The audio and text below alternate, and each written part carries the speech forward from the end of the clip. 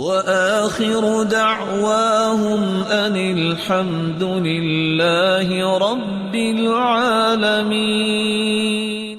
رسول اکرم صلی اللہ علیہ وسلم نے فرمایا البان البقر شفا وسمنها دوا ولحومها داء، گائے کا دودھ استعمال کیا کرو، اس میں شفا ہے، اور اس کا گھی جو بنتا ہے اس میں اللہ ذوالجلال نے دوا اور علاج رکھا ہے۔ وَلُحُومُهَا دَاءٌ، پریشان نہ ہوئیے گا، اور اس کے گوشت میں بیماری بھی ہے۔